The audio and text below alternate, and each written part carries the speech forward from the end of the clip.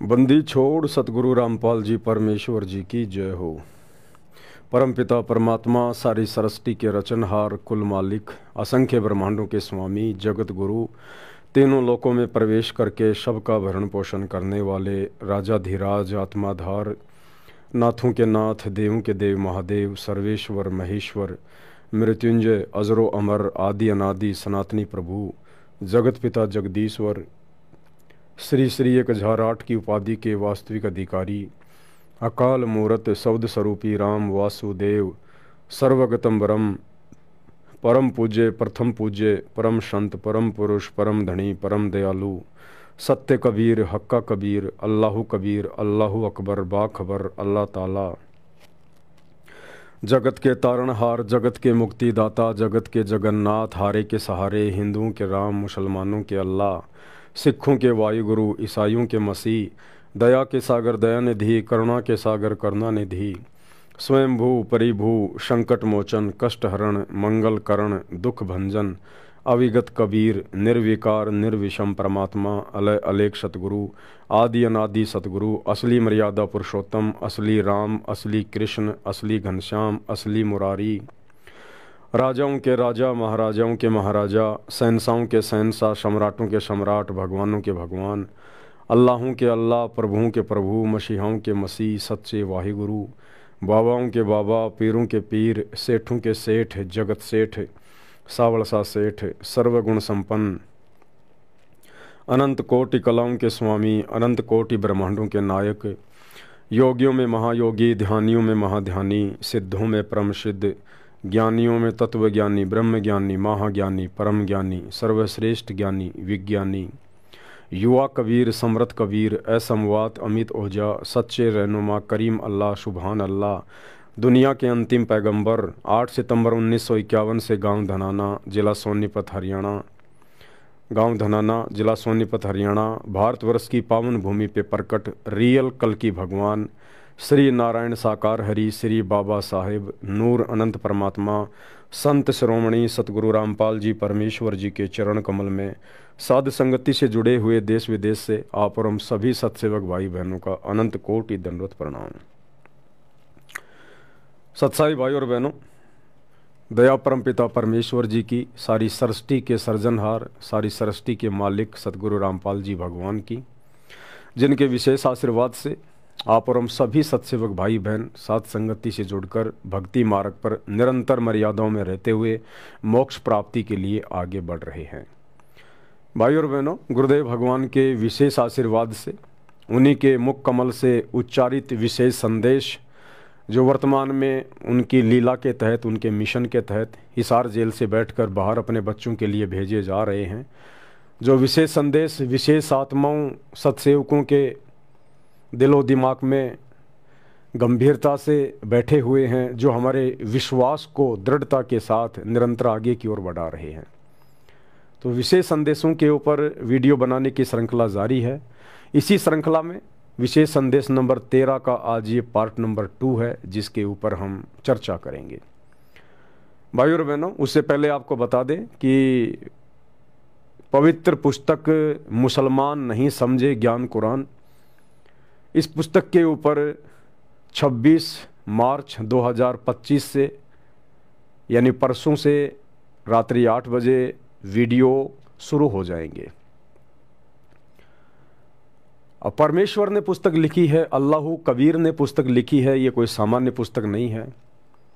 ये पुस्तक मुसलमान समाज से जुड़े हुए भाई बहनों को तो जगाएगी, यानी उन तक तो संदेशा पहुंचाएगी। अब जागना किसकी किस्मत में है, किसकी किस्मत में नहीं है, वो तो परमेश्वर जाने, उन आत्माओं के संस्कारों के ऊपर निर्भर करता है। साथ साथ हम जितने भी भगत भाई बहन हैं, जो सतगुरु रामपाल जी के फॉलोअर हैं, विशेष तौर पर ये पुस्तक हमें भी बहुत सारे संदेशे देगी। यानी हमें और किस कदर नेकी की ओर आगे बढ़ना है, हमें और कितना नेक भगत बनना है, हमारे अंदर क्या क्या कमियां हैं जिनको हमने अभी दूर करना है। साथ में ये पुस्तक बहुत सारे संदेशे देगी, क्योंकि परमात्मा का चाहे कोई सत्संग हो, चाहे कोई पुस्तक हो, वो पूरे विश्व के मानव के लिए एक संदेश होता है। उसमें भगत भी आ जाते हैं, उसमें जगत भी आ जाते हैं। तो 26 मार्च 2025 से रात्रि 8 बजे फेसबुक पर लाइव वीडियो शुरू हो जाएंगे। आजकल फेसबुक ने एक नया अपडेट दिया है कि जितने भी लाइव वीडियो पहले चले हैं किसी के भी, वो सारे 1 महीने में डिलीट कर दिए जाएंगे। इसलिए जब दास लाइव वीडियो चलाता है तो लाइव वीडियो तो आपने ज़्यादा से ज़्यादा शेयर करना ही है, देखना ही है।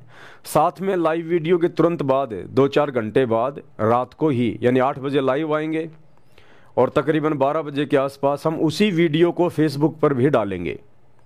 तो वो वीडियो भी आप लोगों ने ज़्यादा से ज़्यादा शेयर करना है, क्योंकि वो वीडियो फिर डिलीट नहीं होगा, केवल लाइव वीडियो ही डिलीट होगा। तो लाइव वीडियो के बाद में उसी वीडियो को जब दोबारा से फेसबुक पर पूरा का पूरा डाला जाएगा, उस वीडियो को आप ज़्यादा से ज़्यादा शेयर करें। तो विशेष संदेश के ऊपर वीडियो बनाने की श्रृंखला जारी है। आज विशेष संदेश नंबर 13 का पार्ट नंबर 2 है। पार्ट नंबर 1 के ऊपर हमने काफ़ी कुछ चर्चा की थी गुरुदेव के आशीर्वाद से। आज पार्ट नंबर 2 में हम आगे बढ़ते हैं। एक कुतिया 8 बच्चे पैदा करती है और उनको छकाने के लिए आग के तो जूठे टुकड़े खा खा के आती है, उनको पालती है और पालने के बाद उसको क्या देते हैं, उसका टूक भी खा जाते हैं, को डाल देता है। जब बड़े हो जाते हैं उसको मां ने रोटी भी नहीं खाने देते हुए। और ये स्थिति एवं कलयुग में भी होने वाली है। क्या कह रहे हैं गुरुदेव भगवान? थोड़ा सा भविष्य के विषय में बता रहे हैं परमात्मा। आने वाले युग परिवर्तन के समय जिस कदर पूरे विश्व में खलबली मचेगी उसके बारे में बता रहे हैं कि जिस प्रकार एक कुतिया बड़ी मुश्किल से घर घर जाके कहीं टूक खाती है, कहीं जूत खाती है, कहीं लट खाती है, कहीं गोबर टट्टी खा के आती है जब खाना नहीं मिलता है तो, और अपने स्तनों में दूध पैदा करके, यानी खाएगी तभी तो दूध पैदा होगा, उसके बाद अपने बच्चों को दूध पिलाती है। और जब वो बच्चे बड़े हो जाते हैं और यदि कोई रोटी का टुकड़ा डाल देता है, वो बच्चे अपनी माँ को भी नहीं खाने देते, अपनी माँ को भी, उसकी भी गर्दन पकड़ के काट लेते हैं उस एक रोटी के टुकड़े के लिए जिस कुतिया ने उनको पाल पोस के बड़ा किया। तो गुरुदेव कहते हैं ये समस्या अब आगे आने वाली है। 2028 युग परिवर्तन का समय है, पूरे विश्व के मानव समाज के लिए आपातकालीन है, आपातकालीन। भारत देश में भी 2028 तक नास्त्रेदमस की भविष्यवाणी के अनुसार, हरारे की भविष्यवाणी के अनुसार 16 से अधिक राज्यों में आपातकालीन राष्ट्रपति शासन लागू हो जाएगा। इतनी अस्थिरता बढ़ जाएगी, मिलिट्री शासन लागू हो जाएगा और प्राकृतिक आपदाएं घेरेंगी वो अलग। कहीं पर बाढ़, कहीं भूकंप, कभी अतिवृष्टि, कभी अनावृष्टि, महामारियां, युद्ध, गृह युद्ध, अकाल, भूखमरी। तो उस समय वही हाल होगा दुनिया का जो उस कुतिया का और उसके बच्चों का। एक एक रोटी के टुकड़े के लिए लोग तरसेंगे, लड़ेंगे, झगड़ेंगे। माँ सोचे पहले मैं खा लूं मेरी जान बचे, बच्चे सोचेंगे पहले हम खा लें हमारी जान बचे। वो परिस्थितियां पैदा होंगी, अन्यथा ये अल्लाहु कबीर, अल्लाहु अकबर, सारी सृष्टि का मालिक जो दुनिया को समझाने के लिए आया हुआ है और दुनिया ने उसे नकार दिया ना पहचान कर, आज वो हिसार जेल में जाके बैठ गया आगे के समय के इंतज़ार में। तो दुनिया ने अपने पैर पर कुल्हाड़ी तो मारी ली है, भगवान के साथ में बेअदबी की है, कोई छोटी बात थोड़ी है। यहाँ अगर आप किसी स्टेट के मुख्यमंत्री के साथ बेअदबी कर दो, देश के प्रधानमंत्री को गाड़ी दे दो, बेअदबी कर दो, उसकी बात ना मानो, फिर देखो उसका इनकार 7वें आसमान पर। वो हर संभव कोशिश करेगा आपको मिटाने की, आपको डुबोने की। और दुनिया ने तो सारी सृष्टि के प्रधानमंत्री के साथ बेअदबी की है, उनके ज्ञान को ना स्वीकार करके। तो दुनिया के साथ में क्या होगा? वही होगा जो कुतिया और उसके बच्चों के बीच में होता है बड़े होने पर। एक रोटी के टुकड़े के लिए एक दूसरे को काट खाते हैं। आदरणीय गरीबदास जी ने अपने ग्रंथ साहिब में जिक्र किया है, गुरुदेव भगवान ने उसका खुलासा किया है कि सन 1720 में एक भयंकर अकाल पड़ा। केवल 1 वर्ष वर्षा नहीं हुई, उस एक वर्षा ना होने के कारण भारतवर्ष में इतना जबरदस्त अकाल पड़ा कि दिल्ली के राजा महाराजा भी रोटी के टुकड़े के लिए दर दर भटक रहे थे। सोचो फिर आम प्राणियों की क्या हालत हुई होगी। पेड़ों की टहनियां, उनकी झुरमटें, उनके पत्ते, उनके फूल खा गए। खेत की सुरक्षा के लिए जो झाड़ियां लगाई जाती हैं, जो बाड़ लगाई जाती है, लोग उसको भी कूट कूट के खा गए। सूखी लकड़ियों को कूट कूट के खा गए। लोगों ने अपने बच्चे तक बेच डाले रोटी के टुकड़े के लिए। और गुरुदेव ने अपनी वाणी में बताया, दिल्ली के शहजादों के विषय में।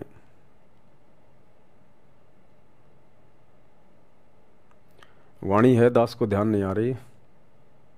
शहजादे मांगत फिरें दिल्ली के उमराव, और जिन रोटी पाई नहीं जो खाते थे नान पुलाव। वो दिल्ली के बादशाह और उनके शहजादे, उनके बेटे बेटियां जो नान पुलाव खाया करते थे, 56 प्रकार के पकवान खाया करते थे, सन 1720 में उनको रोटी का टुकड़ा भी नसीब नहीं हुआ। तो कहते हैं वो शहजादे मांगत फिरें दिल्ली के उमराव, और उनको रोटी भी मिली नहीं जो खाते थे नान पुलाव। तो वो समय आने वाले समय में बहुत जल्द आने वाला है। ऐसा थोड़ी है दुनिया इसी प्रकार से चलती रहेगी, जनसंख्या बढ़ती रहेगी, गरीब बेचारा गरीब चक्की में फिसता रहेगा, अमीर गरीबों की छाती पे पैर रख के आगे बढ़ता रहेगा, चोर चोरी करते रहेंगे, डकैत डकैती करते रहेंगे, 2 नंबर के काम करने वाले 2 नंबर के काम कर रहे हैं। अरे भैया, परिणाम भी तो भोगोगे, रिजल्ट भी तो आना है। ये थोड़ी है कि बच्चों की पढ़ाई पढ़ाई होती रहेगी, परीक्षा नहीं होगी, रिजल्ट नहीं आएगा। तो पढ़ाई बहुत हो चुकी है, दुनिया ने बहुत अपने कर्म फोड़ लिए हैं, बहुत कुकर्म कर लिए हैं, बहुत मनमानियां कर ली हैं। अब उनका परिणाम, उनका रिजल्ट आएगा 2028 तक, जिसको युग परिवर्तन कहते हैं। तो उस समय वो स्थिति पैदा होने वाली है जो गुरुदेव भगवान ने बताई है, उस कुतिया का और उसके बच्चों का उदाहरण देके। और बचने का तरीका भी भाई और बहनों केवल गुरुदेव भगवान के पास है, किसी और के पास नहीं है। आज आपके पास चाहे 1000 क्विंटल गेहूं है, चाहे 1000 गैस सिलेंडर आपके घर में हैं, लेकिन 2028 युग परिवर्तन में भाई आपको भी उस दौर से गुजरना पड़ेगा। अगर आपके घर में अनाज की कमी नहीं आएगी तो दूसरी प्रकार की कोई कमी आएगी। पीने को पानी नहीं मिलेगा, सूखी रोटियां खा खा के कैसे जीवन जिएगा। और कोई प्रॉब्लम आ जाएगी, भयंकर बीमारी हो जाएगी, वायरस घुस जाएगा, फिर क्या करेगा? वो गेहूं बचाएगा? वो गैस सिलेंडर बचाएगा क्या? तो हर व्यक्ति को युग परिवर्तन के दौर से गुजरना पड़ेगा, अपने किए गए कुकृत्यों का परिणाम भोगना पड़ेगा।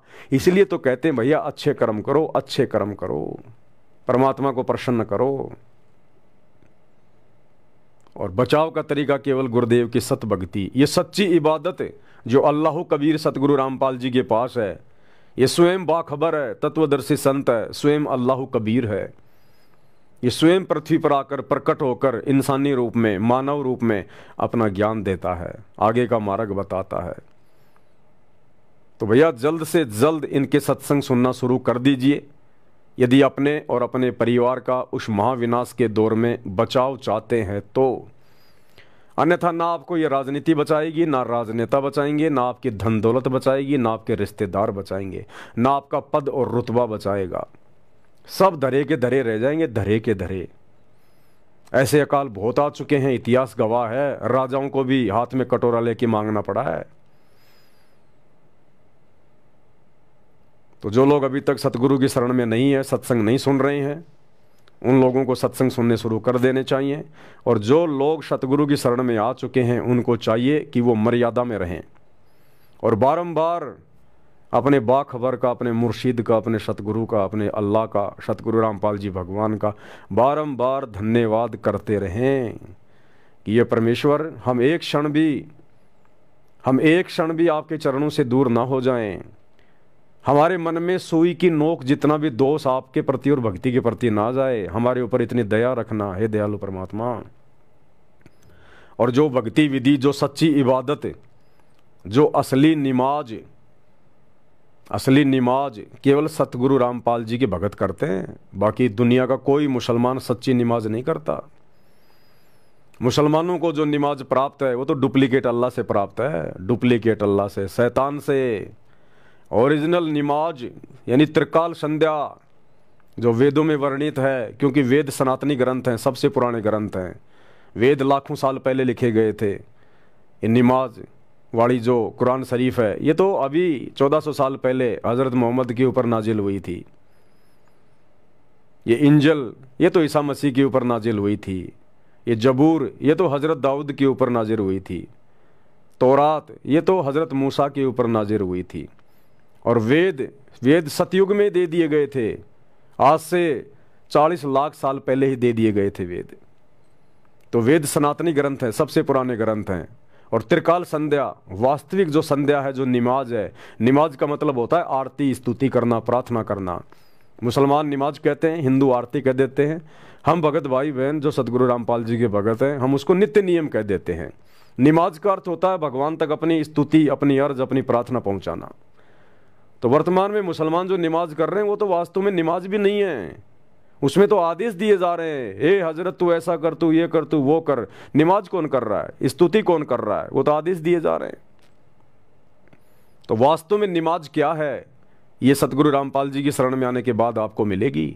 सुबह का नित्य नियम ओरिजिनल नमाज, दोपहर की रमेणी ओरिजिनल नमाज, शाम की संध्या आरती ओरिजिनल नमाज।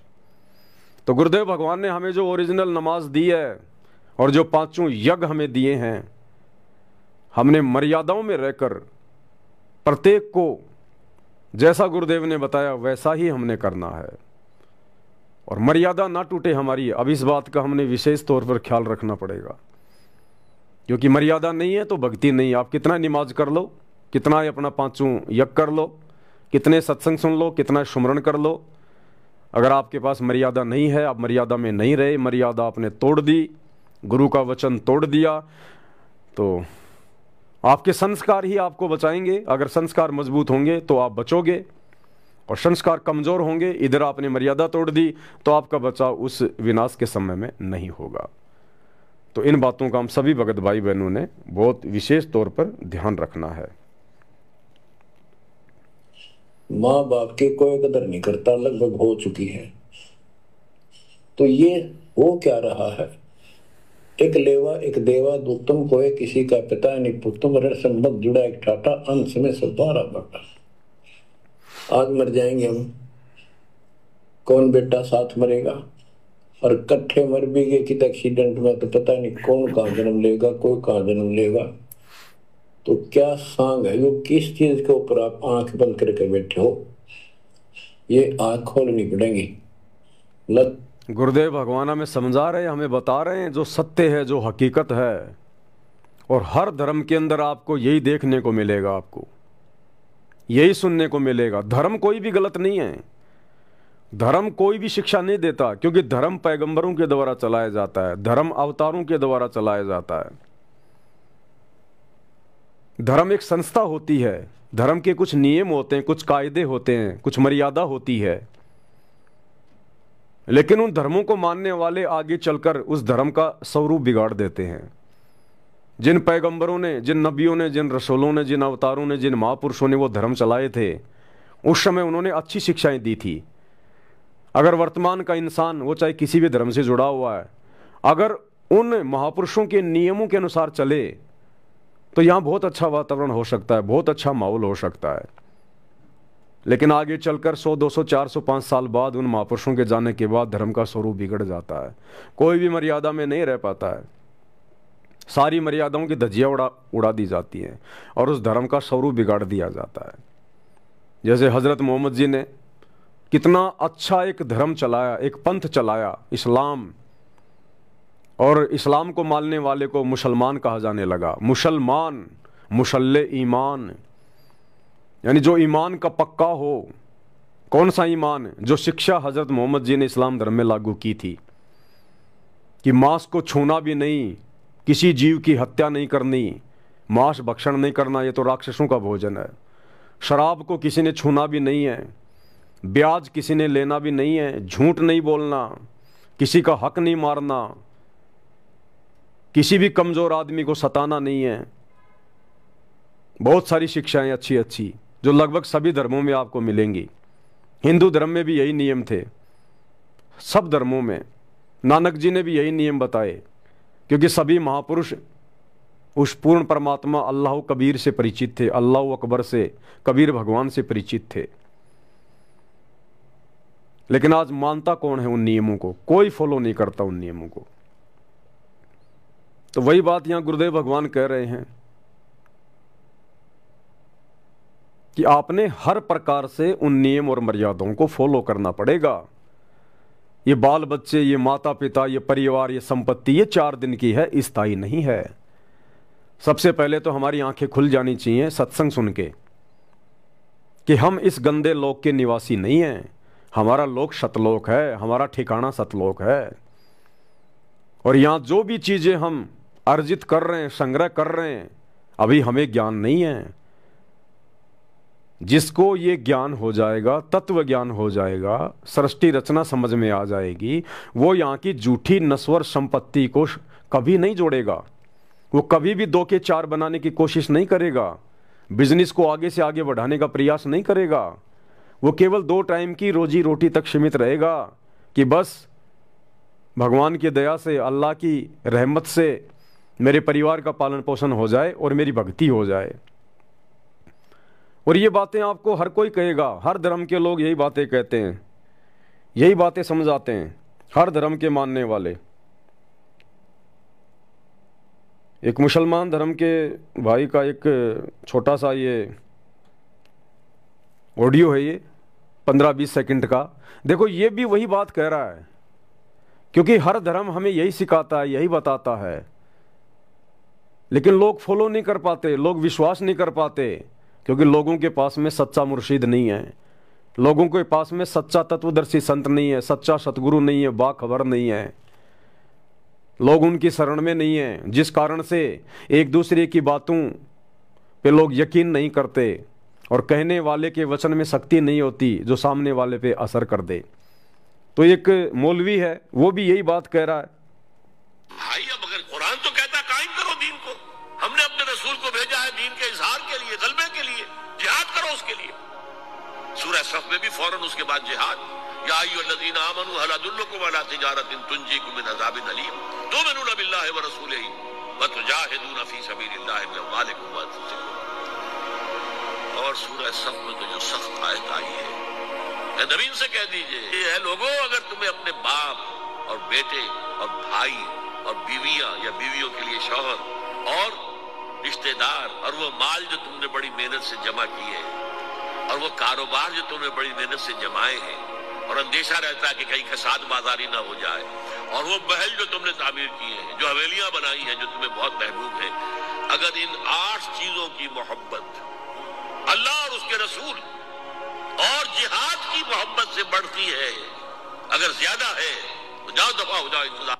भाई अब अगर कुरान तो क्या कहा जा रहा है, पैगंबर क्या कह रहा है कुरान में, मौलवी साहब बता रहे हैं,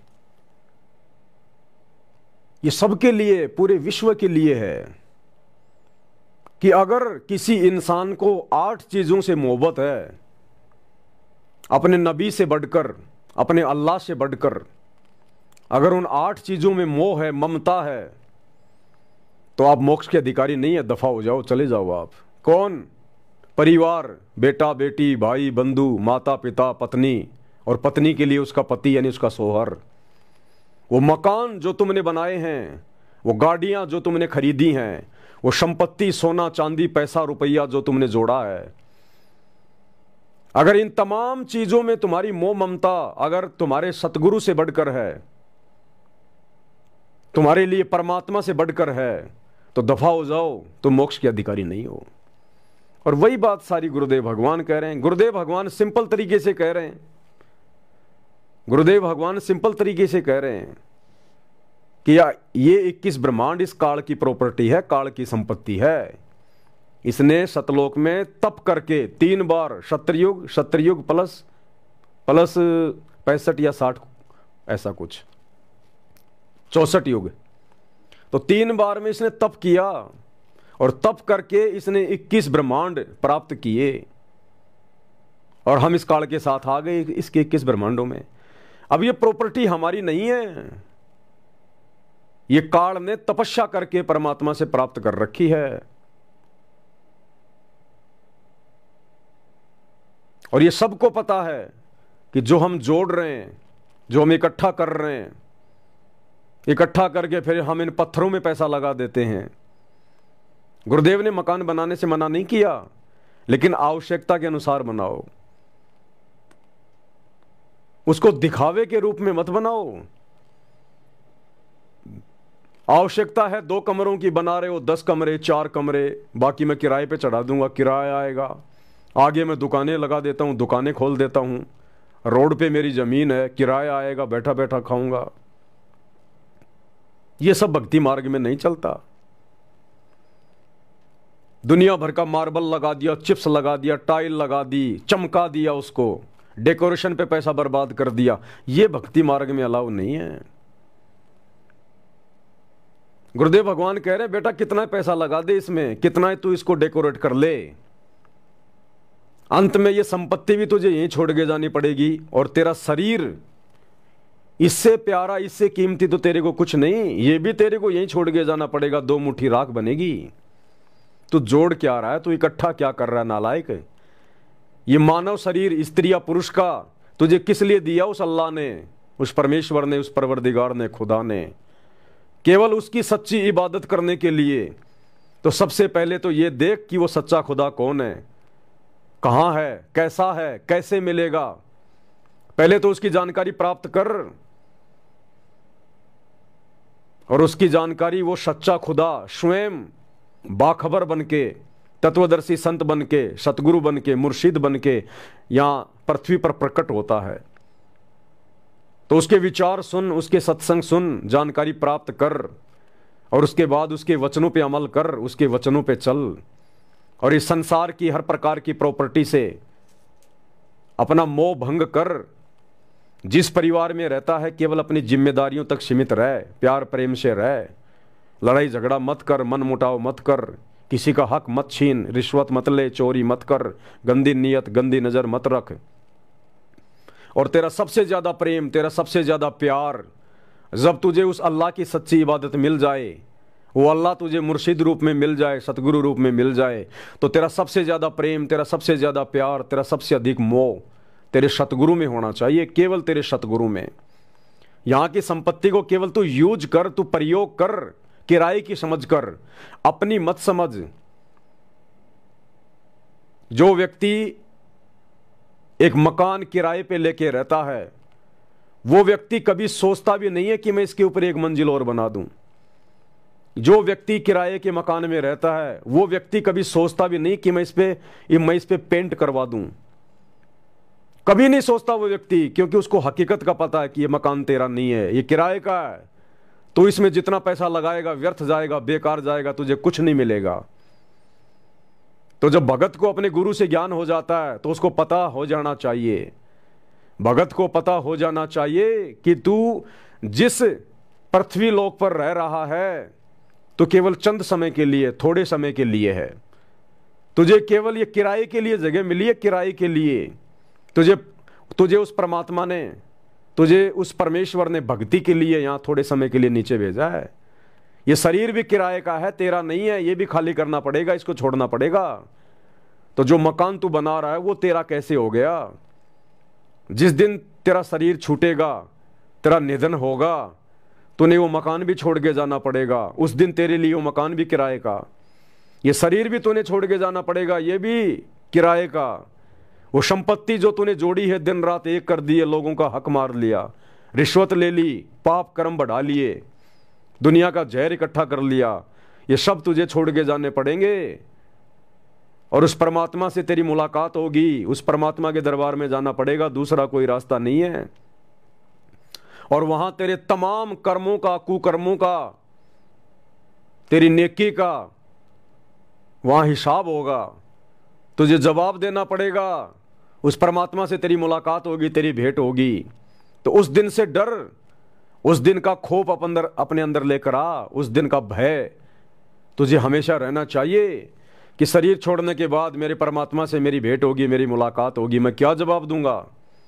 जब परमात्मा मुझसे कहेगा कि ए नादान, तेरे को ये मनुष्य शरीर स्त्री या पुरुष का सच्ची इबादत करने के लिए दिया था, परमात्मा की भक्ति करने के लिए दिया था, क्या तूने सच्चे सतगुरु की तलाश करी? क्या तूने बाखबर की मुर्शिद की तलाश करी?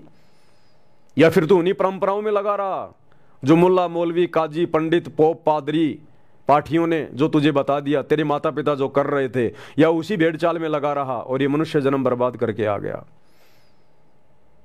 हमें विशेष बुद्धि विशेष अकल दी है परमात्मा ने। हम जानवर नहीं हैं, हम पशु पक्षी नहीं हैं। हम आपस में सलाह मशवरा कर सकते हैं, चिंतन मनन कर सकते हैं, विचार कर सकते हैं, सही क्या है गलत क्या है इसका निर्णय कर सकते हैं, हम शास्त्रों को पढ़ सकते हैं, हम सच्ची भक्ति सच्चे खुदा के बारे में जान सकते हैं। अन्य पशु पक्षियों को ये छूट नहीं है, इतनी बुद्धि उनके अंदर नहीं है। और यदि हमने ये विशेष काम नहीं किया और शरीर छोड़कर चले गए तो हम में और पशु पक्षियों में क्या अंतर रहा, जानवरों में क्या अंतर रहा? वो जानवर भी आए, पैदा हुए, बड़े हुए, फिर उन्होंने लोगों को पैदा करना शुरू किया, उनके पालन पोषण में लगे रहे, अंत में मर गए। और वही काम एक इंसान करता है, आया, पैदा हुआ, बड़ा हुआ, फिर वो पैदा करने लग गया, खाया पिया, बच्चों का पालन पोषण किया, मोह ममता में पड़ा रहा और अंत में वो भी मर गया। तो फिर इंसान में और जानवर में भला क्या अंतर? तो परमात्मा से फिर मुलाकात होगी, परमात्मा हिसाब मांगेगा क्या किया जाके। इसलिए गुरुदेव भगवान कह रहे हैं कि यदि आपको ये ज्ञान समझ में आ गया, तत्व ज्ञान समझ में आ गया, तो यहाँ की किसी भी वस्तु में हमने मोह ममता पैदा नहीं करनी है। हमारे अंदर हमेशा ये चिंतन मनन होता रहना चाहिए। अगर हम भगत हैं और हमारी भक्ति सही चल रही है तो हमारे अंदर दिन में 1 बार 2 बार जरूर ये चिंतन होना चाहिए कि ये पैसा मेरा नहीं है, ये प्रॉपर्टी मेरी नहीं है, मैं आवश्यकता से ज़्यादा ना कमाऊं, आवश्यकता से ज़्यादा इसका संग्रह ना करूं। अगर मेरे गुरु का आशीर्वाद मेरे ऊपर नहीं रहा, मेरा गुरु नाराज हो गया, तो ये पैसा भी मेरे कोई काम नहीं आएगा, मेरी कोई मदद नहीं करेगा, दुनिया भी मेरी बैरी, मेरी शत्रु हो जाएगी। अगर मेरा दोस्त, अगर मेरा सतगुरु जो मेरा सबसे बड़ा दोस्त है, अगर वो मुझसे नाराज हो गया तो दुनिया भी बैरी हो जाएगी। और अंत में ये पैसा, ये प्रॉपर्टी, ये धन, ये सोना चांदी, ये बाल बच्चे, परिवार, दुनिया, ये रिश्तेदार, ये मेरे साथ नहीं जाएंगे।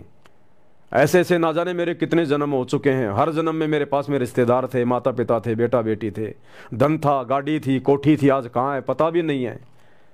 और मरने के बाद मैं इसको भी छोड़ जाऊंगा, ये नहीं जाएगी साथ, सबको पता, ये परम सत्य है।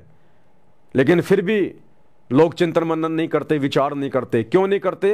क्योंकि वो अभी सच्चे बाखबर की शरण में नहीं है, सच्चे गुरु की शरण में नहीं है, तत्वदर्शी संत की शरण में नहीं है, जो उन आत्माओं में चिंतन मनन करने की शक्ति डाल सके।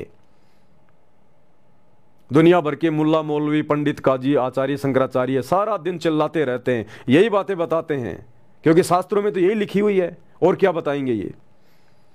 लेकिन उनकी बातों का किसी आम व्यक्ति के ऊपर कोई असर नहीं होता।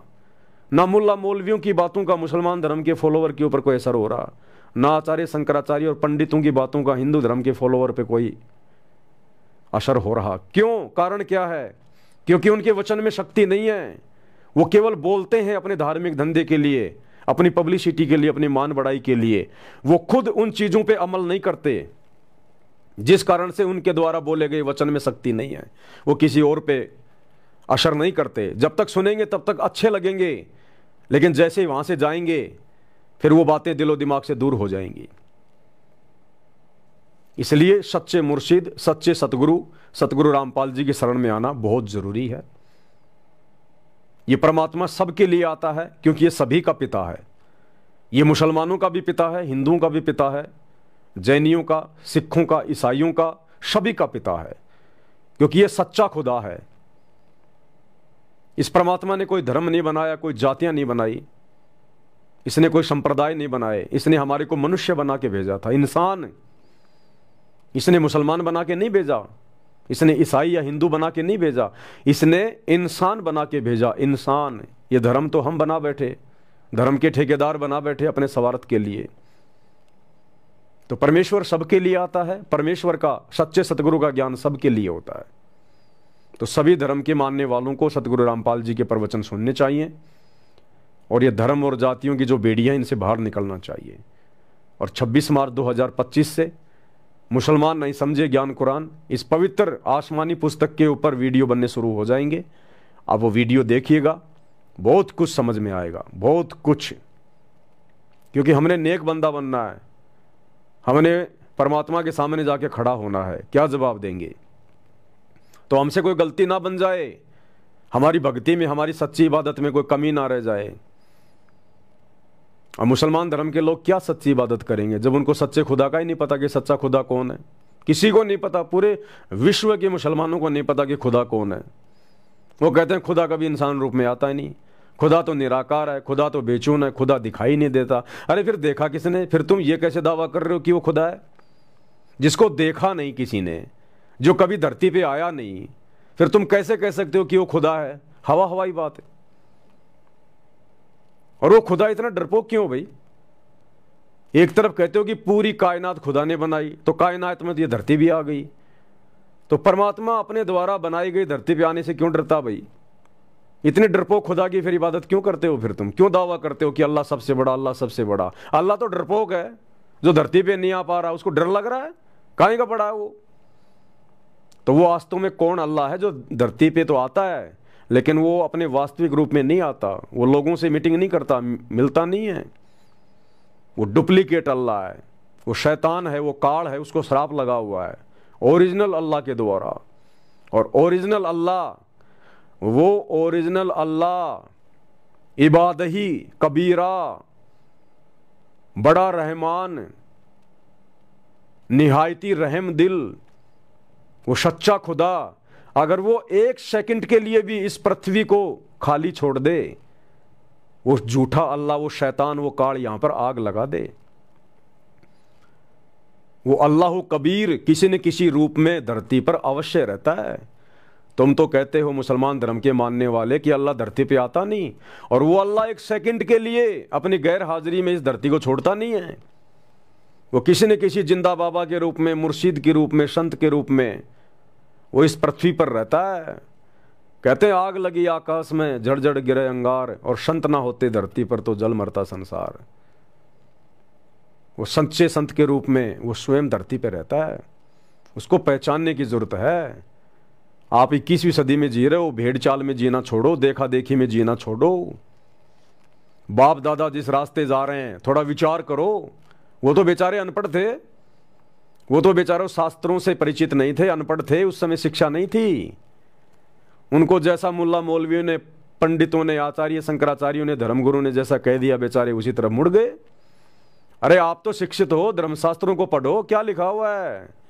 आप तो कम से कम अपने शास्त्रों के अनुसार आचरण करो, भक्ति करो, इबादत करो, और माँ बाप वाली भेड़ चाल में ना चलो। बहुत सारी भेड़ और बकरियां एक लाइन में जा रही थी, बीच में से एक मेमने ने सोचा ये क्या हो रहा है, सभी एक लाइन में चल रहे हैं। वो लाइन से हटके दौड़ के आगे गया तो देखा एक कुआं है, और सारी भेड़ बकरियां उस कुएं में गिरती जा रही हैं, और जो कुएं में गिर गई वो चिल्ला रही हैं कि हट जाओ, हट जाओ, लाइन से हट जाओ, लाइन से हट जाओ, तुम भी गिर जाओगे, मर जाओगे, गिर जाओगे, मर जाओगे। वो मेमना दौड़ के वापस आया जहां लाइन में लगा हुआ था, अपने माता पिता को बोला कि लाइन से हट जाओ, लाइन से हट जाओ, आगे तो गहरा कुआं, वो अंदर गिर रहे हैं, मर रहे हैं। और माता पिता कह रहे हैं नादान बच्चे, ये देख तेरे दादा परदादा, तेरे पूर्वज सब इसी लाइन से तो जा रहे हैं, लग जा तू भी लाइन में। तो भाई और बहनों, वो बाप दादा वो बेचारे अनपढ़ थे, नादान थे, शास्त्रों से परिचित थे, उनको सच्चा सदगुरु प्राप्त नहीं था, उनको कोई सच्ची राह दिखाने वाला नहीं था, सच्चे खुदा के बारे में बताने वाला नहीं था, इसलिए वो अपना जीवन बर्बाद कर गए देखा देखी में, भेड़ चाल में, मुल्ला मौलवियों के कहने से, पंडितों के कहने से। आप तो कम से कम शिक्षित हो, 21वीं पीढ़ी में जी रहे हो, हर धर्म की पुस्तकें आपके सामने हैं, हर भाषा में उनका अनुवाद है, उनका तजुर्मा है। आप क्यों भेड़ चाल में चल रहे हो? आप तो कम से कम उस मेमने की तरह थोड़ा विचार करो। खुदा के पास जाना है, जवाब देना है कि बेटा तू पत्थरों को सिजदा करके आया है या फिर तूने अल्लाह को भी कभी सिजदा किया। मुसलमान धर्म में कहते हैं ना कि हम तो केवल एक सच्चे खुदा की इबादत करते हैं, हम सच्चे खुदा को सिजदा करते हैं, दंडवत करते हैं, प्रणाम करते हैं। ये हवाई बातें, ये बातें केवल मुसलमान समाज की जुबान पे हैं, अंदर से मुसलमान काफिर है, काफिर। अरे कुरान शरीफ में लिखा हुआ है कि वो सबसे बड़ा शिरक, वो सबसे बड़ा शिरक है, यानी अपराध है, जुल्म है, जो अल्लाह के अलावा किसी और के सामने सिजदा करता है, दंडवत करता है, झुकता है। लेकिन आज पूरा मुसलमान समाज क्या कर रहा है? सबसे बड़ा शिरक कर रहा है, काफिर बन बैठा है। बात करते हैं अल्लाह की, अल्लाह को तो तुम जानते भी नहीं, अल्लाह है कौन, कैसा है, कहां रहता है, सिजदा क्या खाक करोगे तुम उसके सामने? और उसके बावजूद फिर कहां कहां जाते हो सिजदा करने? अजमेर मोइनुद्दीन चिश्ती की दरगाह पे क्या है, वो अल्लाह है क्या? उसकी वो बनी हुई है वहां पर, क्या बोलते हैं उसको, उसकी दरगाह है वहां पे, उसकी मजार है वहां पे जहां उसको दफनाया गया था, वो पत्थर का टुकड़ा है वो, उसके सामने जाके तुम सिजदा करते हो। तो तुम तो पत्थर पूज रहे हो, अल्लाह का तो तुम्हें पता ही नहीं अल्लाह है कहां। अरे तुम कहते हो अल्लाह तो धरती पे आता नहीं, तो अजमेर की दरगाह में तो अल्लाह है ही नहीं, क्योंकि अल्लाह तो कभी धरती पे आता नहीं। फिर उस पत्थर की टुकड़ी के सामने सिजदा क्यों कर रहे हो? क्या यह पत्थर पूजना नहीं है क्या? तुम हिंदुओं से कम हो क्या? हिंदू मंदिरों में जाके पत्थरों के आगे सिजदा करते हैं, तुम इन मजारों के आगे जाके सिजदा करते हो। अलीगढ़ की दरगाह में जाके क्या करते हो? अल्लाह बैठा है, अल्लाह तो धरती पे आता नहीं तुम्हारे अनुसार, अल्लाह तो इंसानी रूप में आता नहीं। तो अलीगढ़ की दरगाह किसकी है? किसी इंसान की तो थी, कोई पैगंबर था, कोई रसूल था, कोई नबी था, वो कौन था? इंसान ही तो था। तो उसकी दरगाह पे जाके क्यों चादर चढ़ा रहे हो, क्यों सिजदा कर रहे हो? वो अल्लाह है क्या? तो क्या कर रहे हो तुम? पत्थर पुजारी, पत्थरों की पूजा कर रहे हो। महरौली की दरगाह दिल्ली, क्या कर रहे हो तुम? वहां पर पत्थरों की पूजा कर रहे हो। मक्का मदीना जाते हो, हज करने जाते हो, क्या करने जाते हो? वहां पर पत्थर पूजने जाते हो। अल्लाह बैठा उसमें, अल्लाह तो आता नहीं तुम्हारे अनुसार धरती पे। तो अल्लाह ने तो कभी तुम्हारी मक्का मदीना में पैर रखा ही नहीं, फिर तुम किसको जाके सजदा कर रहे हो वहां पर? किन पत्थरों को चूम रहे हो तुम? इंसानी पत्थरों को, जिनकी मजारें बनी हुई हैं। तो सबसे बड़ा शिरक तो मुसलमान खुद कर रहा है और दूसरों को कह रहा है कि दूसरे काफिर हैं, हम तो केवल अल्लाह की इबादत करते हैं। अल्लाह के तो तुम्हें एक बाल की जानकारी भी नहीं, एक बाल की भी। अल्लाह की जानकारी देने अल्लाह खुद आता है धरती पे, वरना आग लग जाए यहां पर अगर अल्लाह ना आए तो यहां पर। लेकिन आप लोग भेड़ बकरी की तरह सिर्फ देखा देखी में चल रहे हो, आंखों पे काली पट्टी बांध के। हर धर्म के मानने वालों की यही हालत है, यही हालत है। सबके सब काफिर हैं, सबके सब काफिर। अगर एकमात्र दुनिया में यदि कोई सच्ची इबादत कर रहे हैं सच्चे खुदा की, केवल सतगुरु रामपाल जी के फॉलोवर, केवल अपने गुरुदेव भगवान की इबादत करते हैं, अपने सच्चे मुर्शिद की इबादत करते हैं, बाकी सब काफिर हैं जितने भी धर्म के मानने वाले हैं। तो भैया ऐसी बात नहीं बनेगी। अल्लाह को जाके मुंह दिखाना है, अल्लाह को जाके मुंह दिखाना है। तो आज अल्लाह आया हुआ है सन 1994 से, सत्संग कर करके तुम्हें जगा रहा है, बता रहा है।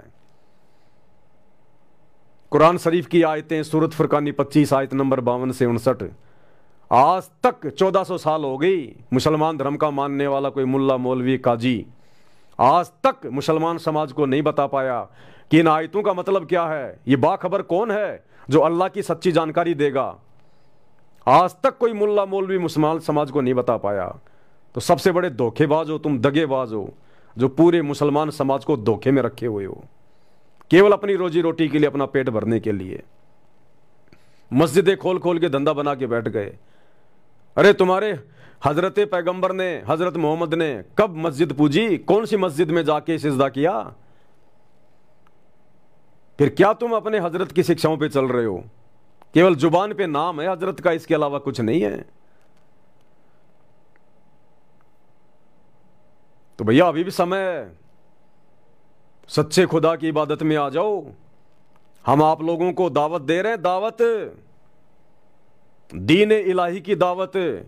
वास्तव में जो दीन इलाही है वो सतगुरु रामपाल जी का कबीर पंथ है, यथार्थ 13वां कबीर पंथ है। और हम सतगुरु रामपाल जी के तमाम फॉलोवर, तमाम सत्सेवक भाई बहन आप लोगों को दावत दे रहे हैं, पूरे विश्व के मुसलमानों को, आओ तुम्हारा खुदा, तुम्हारा मेहरबान रब, तुम्हारा निहायती रहम दिल खुदा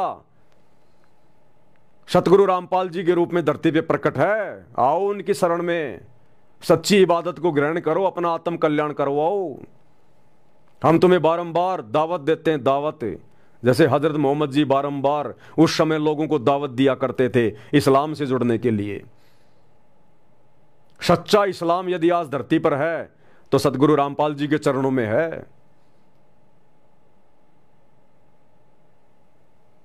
ये मौका तुम्हें बार बार नहीं मिलेगा, दोबारा नहीं मिलेगा। ये मनुष्य जन्म केवल इसीलिए मिला है। विनती कर सकते हैं, प्रार्थना कर सकते हैं, बाकी तो भाई परमात्मा कहते हैं सकल पदार्थ है जगमाही, कर्महीन नर पावत नाई। जिनके भाग ही फूटे हुए हैं, जिनको अगले जन्मों में जाना ही दो जग की आग में है, जिनको 84 में जाना है, गधे कुत्ते सुअर बनना है, वो इन बातों को नहीं समझ पाएंगे, वो विचार नहीं करेंगे, वो संत रामपाल जी के सत्संग नहीं सुनेंगे। वो तो केवल अपनी उन्हीं परंपराओं के ऊपर आरूढ़ रहेंगे कि जीना यही, मरना यही, सड़ना यही, और फिर गधे कुत्ते बनकर लोगों की लठ खाना यही। उनका तो फिर वही हाल होगा। लल्लो पत्तों का ज्ञान बतेरा दे लिया, अब खरी खरी कहूंगा। और इनको तो सहन कर गया उसका बेड़ा पार है। और जिसके अंदर दोष होगा वो या तो ठीक हो जाएगा ना छोड़ जाएगा इस विषय को। हम नहीं सकेंगे। तो गुरुदेव भगवान करें लल्लू पत्तों का ज्ञान बहुत दे लिया, यानी मीठी मीठी गोलियां तुम्हें बहुत खिला दी गई है अपनी शरण में लेने के लिए। अब जो ज्ञान दिया जाएगा खरा खरा दिया जाएगा, ठोक ठोक के बात कही जाएंगी, चाहे भगत हो चाहे जगत हो। जो सहन कर जाएगा, जो मर्यादाओं में रह के भक्ति कर लेगा, उसका बेड़ा पार है, अन्यथा 84 में जाएगा। तो खरी खरी बातें गुरुदेव ने कहनी शुरू कर दी हैं। इन विशेष संदेशों में परमात्मा खरी खरी बातें कह रहे हैं। ऊपर से इस दास को खड़ा करके परमात्मा खरी खरी बातें कहलवा रहे हैं, खरी खरी बातें। और ये खरी खरी बातें सुने बिना हम लोग आगे नहीं बढ़ पाएंगे। बुखार के रोगी को अगर मीठी मीठी गोलियां खिलाओगे कभी बुखार ठीक नहीं होगा। उसको तो कुनीन की दवाई खिलानी पड़ेगी, कुनीन की गोलियां, कड़वी कड़वी गोलियां खिलानी पड़ेंगी, तब जाके बुखार ठीक होगा। तो ये मुल्ला मौलवी पंडित आचार्य शंकराचार्य हर धर्म के ठेकेदार ये केवल मीठी मीठी गोलियां खिला रहे हैं,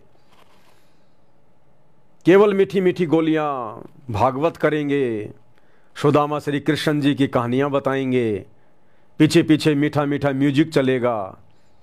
कथा समाप्त हो गई, दान पेटी में पैसा डालो जाओ। राम और भिलनी की कथा सुनाएंगे, आचरण ना उन भक्तों का ना उस कथावाचक का। दान पेटी भरो जाओ अपने घर पे। अब खरी खरी बातें सदगुरु रामपाल जी के द्वारा सन 1994 से सुनाई जा रही हैं कि भैया तुम्हें जन्म और मरण का कैंसर का रोग लगा हुआ है। असंख्य जन्म हो गए तुम्हें जन्मते और मरते हुए, गधे कुत्ते सुअर बनते हुए। इन्हीं रामकृष्ण की भक्ति करते करते, इन पैगंबरों की इबादत करते करते, मस्जिदों को पूजते पूजते गधे कुत्ते सुअर बन के फिर रहे हैं तुम्हारे पूर्वज। ये पैगंबर, ये रसूल, ये नबी, ये अवतार, ये ब्रह्मा विष्णु महेश, ये सब गधे कुत्ते सुअर बनते हैं। 84 लाख योनियों में जाना पड़ता है इनको, क्योंकि इनकी इबादत भी सच्ची इबादत नहीं है। ये सब शैतान के अधीन है। शैतान के अधीन है दुर्गा। दुर्गा शैतान की जो है वो पत्नी है। दुर्गा से मिलकर शैतान ने 3 बच्चे उत्पन्न किए, ब्रह्मा विष्णु महेश। ब्रह्मा विष्णु महेश के माध्यम से फिर ये नीचे की पूरी सृष्टि चल रही है, जिसमें हिंदू मुस्लिम सिख ईसाई सब लोग शामिल हैं। तो भैया सच्ची इबादत तो दुर्गा के पास भी नहीं है, ब्रह्मा विष्णु महेश के पास नहीं है, 33 करोड़ देवी देवताओं के पास नहीं है। फिर ये ब्रह्मा विष्णु महेश जो अपने पैगंबर भेजते हैं, जो अपने नबी भेजते हैं, रसूल भेजते हैं, अवतार भेजते हैं, इनके पास कहां से आएगी? जब ब्रह्मा विष्णु महेश के खुद के विषय में लिखा हुआ है श्रीमद् देवी भागवत महापुराण में 3रे स्कंद में, ये खुद स्वीकार कर रहे हैं कि हमारा तो आविर्भाव अर्थात जन्म और तिरोभाव अर्थात मृत्यु हुआ करती है। अपनी माता दुर्गा से कह रहे हैं श्री विष्णु जी कि हम तीनों देवता भी हम नित्य नहीं है, यानी अविनाशी नहीं है, हमारा भी जन्म मरण होता है। और ये काल, ये ब्रह्म, ये शैतान, ये गीता जी में खुद कह रहा है, अध्याय 4 श्लोक 5, अध्याय 4 श्लोक 9, अध्याय 12 श्लोक 2 कि मैं अविनाशी नहीं हूं, मेरा भी जन्म और मरण होता है। ये खुद अर्जुन को कह रहा है गीता का ज्ञान देते समय, ये ब्रह्म शैतान।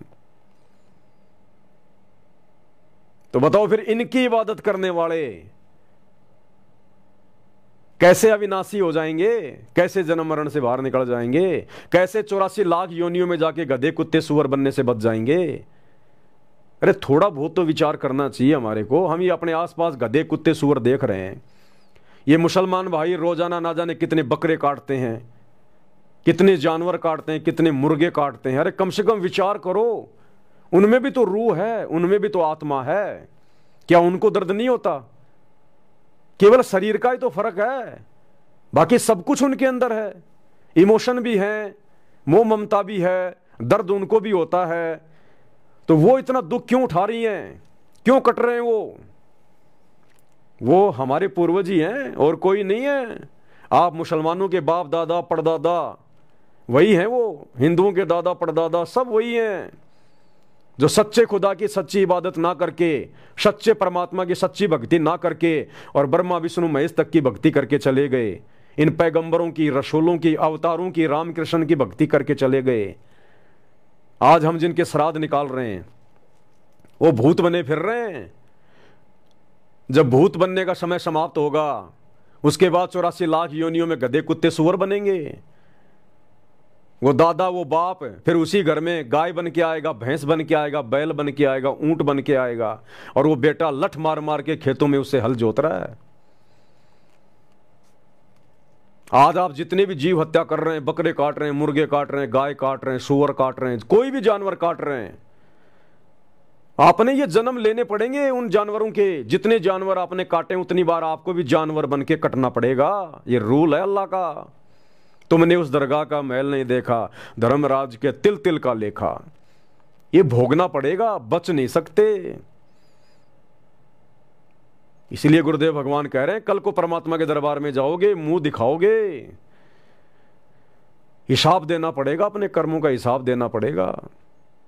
ये मनुष्य जन्म केवल सच्चे खुदा की सच्ची इबादत के लिए मिला है।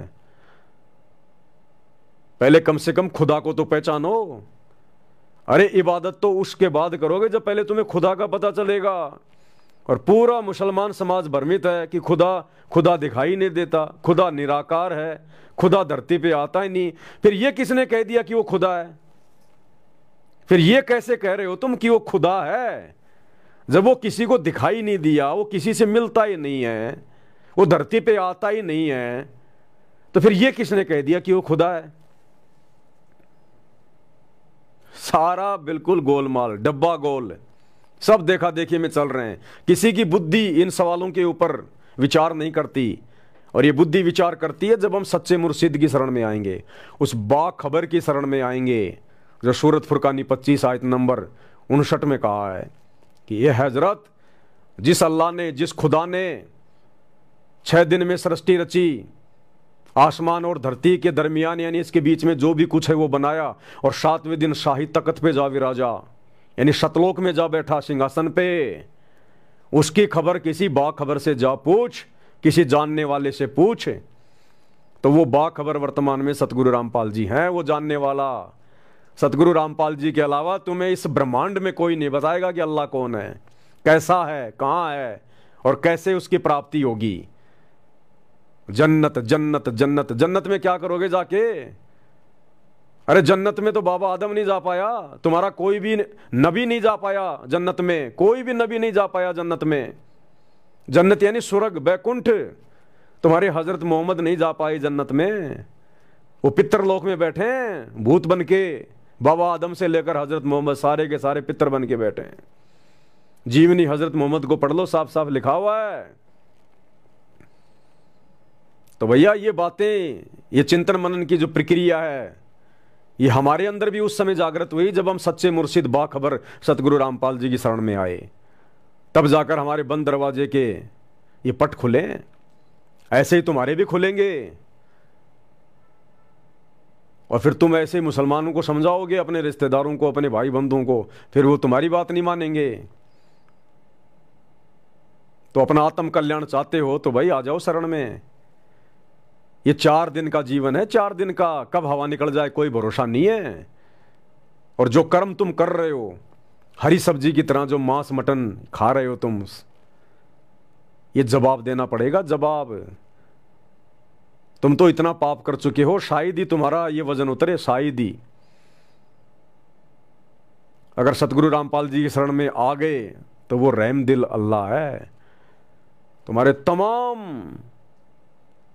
तमाम कबायरों को, पाप कर्मों को परमात्मा साफ कर देगा और आगे से तुम्हें ज्ञान ऐसा दे देगा, तुम चींटी भी नहीं मारोगे, चींटी भी।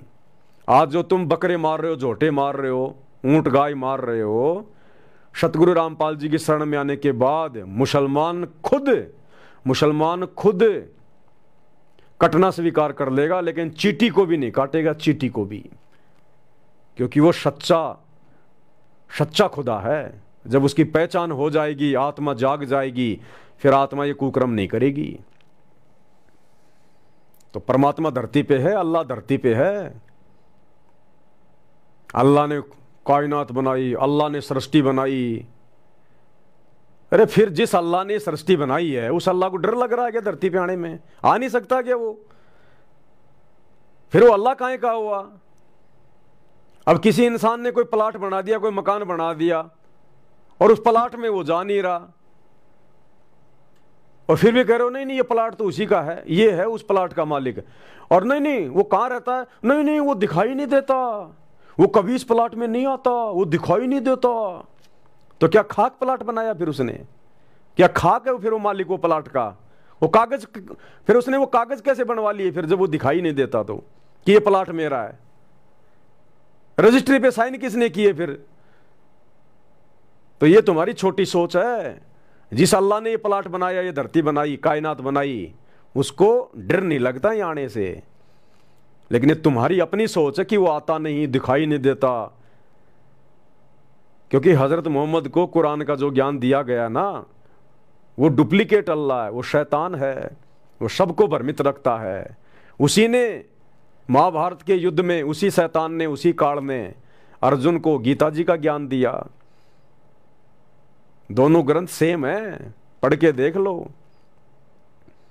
सूरत फुरकान 25 आयत नंबर 52 से 59 में भी उसने ये छोड़ दिया, ये कहकर कि ऐ हजरत, उस कबीर भगवान की जानकारी, उस बड़े भगवान की जानकारी किसी बाखबर से जा पूछ, मुझे नहीं पता। जिसने 6 दिन में सृष्टि रची, 7वें दिन तख्त पे जावे राजा। और गीता में अध्याय 4 श्लोक नंबर 34 में कह रहा है कि अर्जुन, अगर तुझे सनातन परम धाम को प्राप्त करना है, जहां जाने के बाद साधक कभी लौटकर वापस नहीं आता, जन्म और मरण नहीं होता, उसकी जानकारी किसी तत्वदर्शी संत से जाके पूछ, मुझे नहीं पता। वो एक ही है अल्लाह, वो शैतान है, वो डुप्लीकेट अल्लाह जिसने कुरान का ज्ञान दिया, गीता का ज्ञान दिया, वो एक ही है वो। और ये भ्रमणा संत रामपाल जी के सत्संग सुनने से मिटेगी। अपने अपने धर्म को जबरदस्ती सर्वश्रेष्ठ मानने से, अपनी अपनी इबादत को सर्वश्रेष्ठ मानने से, उनको पकड़ के बैठे रहने से कोई बात नहीं बनेगी। अरे आदमी का अगर एक डॉक्टर से इलाज नहीं होता ना, तो तुरंत उसको डॉक्टर चेंज कर लेना चाहिए। तो मुसलमान धर्म में तो सबकी दुर्गति हो रही है, हिंदू धर्म में सबकी दुर्गति हो रही है, कोई सुखी नहीं है। भक्ति करते करते लोग हॉस्पिटलों में भर्रे पड़े, जाके देख लो। हिंदू, मुस्लिम, सिख, ईसाई हॉस्पिटलों में सड़ रहे हैं और कह रहे हैं हम तो इबादत करते हैं, भक्ति करते हैं, रोजे करते हैं, नमाज करते हैं, आरतियां करते हैं, पाठ करते हैं, और हॉस्पिटल में सड़ रहे हैं। एक्सीडेंट में अकाल मौत हो रही है। फिर क्या तुम खाक अल्लाह की इबादत कर रहे हो? तुम क्या खाक भगवान की पूजा कर रहे हो?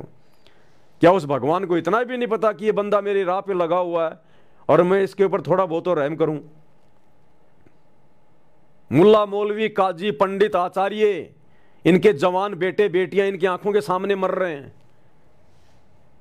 हिंदू धर्म में जितने भी साधु संत महात्मा हुए, मुसलमान धर्म में जितने भी साधु संत महात्मा हुए, पीर पैगंबर हुए, सबकी दुर्गति से मौत हुई है। क्या खाक सच्चे खुदा की इबादत कर रहा था वो? हजरत मोहम्मद का जीवन देख लो, 63 साल की उम्र में अकाल मौत मरा, बीमारी से अंत में तड़प तड़प के मरा, नमाज के लिए भी खड़ा नहीं हुआ गया। हजरत मोहम्मद के सामने उसके 3 बेटे मर गए। जिसके बेटे आंखों के सामने मर जाएं, वो कभी सुखी हो सकता है? तो जब हजरत मोहम्मद की, जिसको तुम कहते हो कि वो तो हमारा पैगंबर था, रसूल था, सच्चे खुदा की सच्ची इबादत करता था, अरे जब उसका जीवन इतना दर्दमय, इतना दुखमय, तो तुम तो आज हजरत मोहम्मद के द्वारा बताई गई साधना भी सही नहीं कर रहे हो। उसने तो कभी मांस को छुआ भी नहीं, तुम तो 7 दिन हरी सब्जियों की तरह खाते हो। तो तुम्हारे साथ क्या होगा मुसलमानों? और हिंदुओं, तुम कहते हो राम हमारे अवतार, श्री कृष्ण हमारे अवतार। तुम्हारे राम, तुम्हारे श्री कृष्ण जी ने उस समय के जो अधिकारी गुरु थे वशिष्ठ जी, उनको अपना गुरु बनाया था और उनसे मंत्र लेकर साधना की थी। ओम नाम का मंत्र दिया था वशिष्ठ ने श्री राम को, और दुर्वासा ऋषि ने श्री कृष्ण जी को ओम नाम दिया था, जो कि हमारे वेदों में है, गीता जी में है। गीता जी अध्याय 8 श्लोक 13, ओम इति एक अक्षर ब्रह्म व्यवहारण माम अनुशमरण ये परियाति तजन देहम सयाति प्रमाम गतम। चारों वेदों में और गीता जी में केवल एक ओम मंत्र है, इबादत का, जपने का, पूजा का, भक्ति का, और कोई मंत्र नहीं है। और अधिकारी गुरु से नाम लेकर और वेदों के अनुसार साधना करने वाले श्री रामचंद्र जी का अंत कितना बुरा हुआ, हजरत मोहम्मद की तरह। अपनी पत्नी सीता को जंगल में निकालना पड़ गया, गर्भवती पत्नी को उसने जंगल में निकाल दिया। वहीं पर सीता ने एक पुत्र को जन्म दिया। श्री राम ने, श्री रामचंद्र जी ने अपने भाई लक्ष्मण को मृत्यु दंड दिया। अंत में सीता ने भी अयोध्या आने से इनकार कर दिया, राम को स्वीकार करने से इनकार कर दिया। श्री रामचंद्र जी का अपने बेटों से युद्ध हुआ, आमना सामना हुआ और हार का सामना करना पड़ा। अंत में इतना लज्जित हो गया, इतना दुखी हो गया, सरयू नदी में जाके डूब के मरा, आत्महत्या करी, सुसाइड। श्री रामचंद्र ने, जिसको हम कहते हैं कि जल समाधि ले ली। जल समाधि लेना सीधी भाषा में कहते हैं जल में डूब के मरना। तो ये दुर्गति तो उस अवतार की, विष्णु के अवतार की, जो वेदों के अनुसार साधना कर रहा था, ओम नाम का जाप कर रहा था, अधिकारी जो है गुरु बना रखा था। और वर्तमान के हिंदुओं, तुम क्या कर रहे हो? तुम्हारा तो कोई गुरु भी नहीं है। अरे तुम तो देखा देखी राधे राधे श्याम मिला दे, हरे राम हरे कृष्णा राम राम जय जय राम, ये तो कोई मंत्र भी नहीं है, इनका तो कोई कहीं कोई जिक्र ही नहीं है, ना गीता में ना वेदों में। तुम तो भेड़ चाल में चल रहे हो।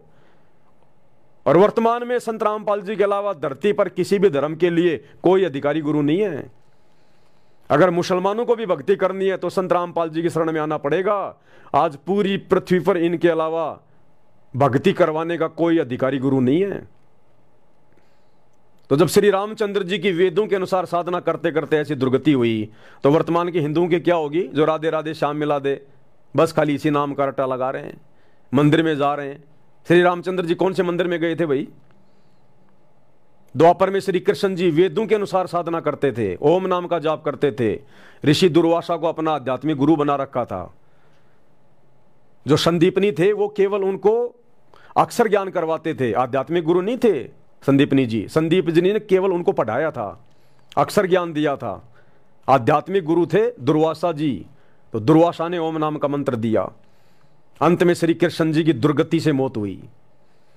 जीते जी श्री कृष्ण जी का सारा खानदान, उनके बेटे, उनकी बेटियां, उनकी औरतें, उनका भाईचारा, उसका यादव समाज श्री कृष्ण जी की आंखों के सामने कट कट के मर गया, कट कट करे, दुर्वासा ऋषि के श्राप के कारण। अरे जिस व्यक्ति की आंखों के सामने उसके हजारों बेटे मर जाएं, औरतें मर जाएं, उसके रिश्तेदार मर जाएं, उसके खानदान का सत्यानाश हो जाए, वो कभी सुखी हो सकता है क्या? तो श्री कृष्ण जी के सामने पूरा खानदान कट कट के मर गया उसका। और अंत में बालिया नाम के शिकारी ने जहर लगा हुआ तीर श्री कृष्ण के पैर में मारा, तड़प तड़प के हाय हाय करके मरा। अरे तुम्हारा अवतार जो वेदों के अनुसार भक्ति करता था, अधिकारी गुरु बना रखा था, ओम नाम जपता था, राधे राधे नहीं जपता था, और उसकी दुर्गति से मौत हुई। तो वर्तमान में जो लोग देखा देखी में लगे हुए हैं, ना जिनके गुरु अधिकारी हैं, आप लोगों का क्या होगा? तो हर धर्म के, हर पैगंबरों की, रसूलों की, अवतारों की यही दुर्गति हुई है। क्यों? क्योंकि इन रसूलों को, इन पैगंबरों को, इन नबियों को, इन अवतारों को वो शैतान आके मिलता है, शैतान। हजरत मोहम्मद को कुरान शरीफ का ज्ञान दिया शैतान ने दिया, इसीलिए तो सामने नहीं आया। अल्लाह था तो सामने आता ना। ये कहते हैं अल्लाह निराकार है, तो फिर अल्लाह ने वो कुरान कैसे लिख दी? अल्लाह ने वो कुरान की आयतें कैसे लिख दी फिर? अरे हाथों से तो लिखी होंगी, मुंह से तो बोल के लिखी होंगी, मन में सोचा होगा। फिर तुम ये कैसे कह रहे हो कि अल्लाह निराकार है? और फिर कह रहे हैं 7वें दिन, 6 दिन में सृष्टि रच के 7वें दिन वो तख्त पे जा विराजा। तो तख्त पे कौन बैठेगा? निराकार कभी तख्त पे बैठेगा क्या? अरे जो निराकार है, जो दिखाई नहीं देता, जिसका कोई आकार नहीं है, फिर उसके लिए तख्त की जरूरत क्या है? वो तो हवा में घूमता रहे फिर। अरे भैया, ये तख्त यानी ये कुर्सी, इस कुर्सी की जरूरत उसको पड़ेगी जो साकार होगा, दिखाई देता होगा। ये कुर्सी बैठने के लिए तो बनाई गई है, निराकार के लिए थोड़ी बनाई गई है। अब कोई कहे कि कुर्सी बनाइए इंसानों के लिए, और कोई भाई इंसान कैसा? इंसान तो निराकार है, इंसान दिखाई थोड़े देता है। तो कुर्सी क्या फिर खाक बनाई है? क्यों बनाई फिर ये? जब इंसान दिखाई नहीं देता, निराकार है, तो कहीं भी पढ़ लेगा, कहीं भी घूम लेगा हवा में। कुर्सी पे बैठने की क्या जरूरत है? तो खुद मुसलमान भाई कह रहे हैं सूरत फुरकान 25 आयत नंबर 59 में कि वो अल्लाह जिसने 6 दिन में आसमान और धरती के दरमियान जो कुछ था वो बनाया, और 7वें दिन शाही तख्त पे जा बैठा। तो निराकार का तख्त पे क्या बैठेगा? तुम्हारी बुद्धि ऑफ है, बुद्धि। सतगुरु रामपाल जी के सत्संग सुनो, उनके शरण में आओ, तब खुलेगी या नहीं खुलेगी। इस शैतान ने बहुत मोटा ताड़ा लगा रखा है, अलीगढ़ वाला, और उसमें भी जर लग गई। जर लगा दी तुम्हारे धर्मगुरुओं ने, अज्ञान ठोक ठोक के। अब ये जर भाई सतगुरु रामपाल जी की चाबी से खुलेगी। जब तक उनके सत्संगों के हथौड़े नहीं मारे जाएंगे, ये तुम्हारा ताला नहीं खुलेगा। अरे संसार में जितने आचार्य, शंकराचार्य, धर्मगुरु, मुल्ला, मौलवी, काजी, पोप, पादरी, पाठी है ना, अरे उनसे लाखों गुना उत्तम ज्ञान तो सतगुरु रामपाल जी के छोटे छोटे भक्तों को है। छोटे छोटे भक्तों को, चारों शंकराचार्यों को एक साइड में बिठा दो, और सतगुरु रामपाल जी के एक भगत को, जिसको 5-10 साल हो गए नाम लिए हुए, उसको एक तरफ बिठा दो। शास्त्रों के आधार से, ज्ञान के आधार से, तर्क वितर्क के आधार से वो चारों शंकराचार्य मुंह की खा के जाएंगे। अरे शंकराचार्य तो छोड़ो, अगर ब्रह्मा विष्णु महेश अगर खुद भी आ जाए ज्ञान चर्चा करने, तो सतगुरु रामपाल जी के भक्तों के आगे मुंह की खा के जाएंगे वो। तो कहां भूले भटके हो, कहां बैठे हो भाइयों, हिंदू, मुस्लिम, सिख, ईसाइयों? आ जाओ शरण में परमात्मा के। समय बहुत थोड़ा बचा है, बाद में फिर नाक रगड़ रगड़ के आओगे, और जो जितना लेट आएगा उसकी सुनवाई उतनी लेट होगी। जो जितना लेट आएगा उसकी सुनवाई उतनी लेट होगी। फिर ये ऑफर थोड़े समय के लिए है, विचार कर लेना, ये मनुष्य शरीर क्यों मिला है, ये गधे कुत्ते सुअर, इनको देख के विचार कर लेना। तुम जो ये काट रहे हो ना, ये आत्माएं सुनी नहीं है, इनका रखवाड़ा अल्लाह है। ये उस अल्लाह के शरीर से पैदा हुई है ये आत्मा। उस अल्लाह ने अपने शब्द से आत्माएं पैदा की हैं, ये सुनी नहीं है। तुम इनको सोना समझ के काट रहे हो ना कि इनका रखवाड़ा कोई नहीं है। हिसाब देना पड़ेगा जब उसकी दरगाह में जाओगे। तुमने उस दरगाह का महल नहीं देखा, धर्मराज के तिल तिल का लेखा। कैसे बचोगे? क्या मुंह लेके जाओगे अपने परवरदिगार के सामने? उस दिन का भी थोड़ा विचार कर लो। अभी समय है, गुरुदेव के प्रवचन सुन लो, सत्संग सुन लो। तो क्या कह रहे हैं गुरुदेव? तेरा दे लिया, अब खरी आंख खोलनी पड़ेगी। लल्लो पत्तों का ज्ञान बतेरा दे लिया, अब खरी खरी कहूंगा। और इनको तो सहन कर गया उसका बेड़ा पार है। और जिसके अंदर दोष होगा वो या तो ठीक हो जाएगा ना छोड़ जाएगा इस विषय को। हमेशा की जरूरत भी नहीं है। बच्चों, सतगुर मिले तो इच्छा मिटे, पद मिल पदे समाना, चल हंसा उस लोक उठाऊं जो आदि अमरस्थ बना। क्या ये बालकों के गीत हैं या कोई नावल की बातें हैं? ये गॉड गिवन गिफ्ट आपके लिए एक अनमोल ज्ञान है। मन तो चल रहे सुख के सागर, जा शब्द से दोषत ना कर। संत गरीबदास जी अपने उस निज स्थान को देख कर आए, परम पिता के साथ जाकर, और वहां की व्यवस्था देखी, वहां का सुख देखा, वहां की अदर अमर स्थान और देव देवता रूपी स्त्री पुरुष देखे, बेटा बेटी देखे। फिर वो नीचे आया, जब सारी बात बता दी, मन तो चल रहे सुख के सागर, जहां शब्द से दूरत ना गए। गुरुदेव भगवान कह रहे हैं, जब गरीबदास जी परमात्मा के साथ, अल्लाह कबीर के साथ, जो जिंदा बाबा के रूप में उनको मिले थे, जब उनके साथ ऊपर गए, सतलोक में गए, सब कुछ देखा, वहाँ का सुख देखा, वहाँ का वैभव देखा, वहाँ का विलास देखा, वहाँ के स्त्री और पुरुष देखे, वहाँ का वो देश देखा, तो ये नीचे ये पृथ्वी लोक 21 ब्रह्मांड, ये शैतान का लोक, कूड़े का ढेर नजर आ रहा था, कूड़े का ढेर। उसके बाद आके गरीबदास जी ने हम सभी को जगाया, चेताया कि भाइयों, किस कूड़े के ढेर में पड़े हो, गंदगी में पड़े हो, उस सतलोक में चलो, 7वें आसमान पर। रियल में वो है जन्नत, असली स्वर्ग तो वो है परमात्मा का सतलोक, सचखंड, जो यहां से 16 संकोश की दूरी पे है। इस शैतान के स्वर्ग, महास्वर्ग, बैकुंठ, जन्नत, ये कुछ नहीं है उसके आगे।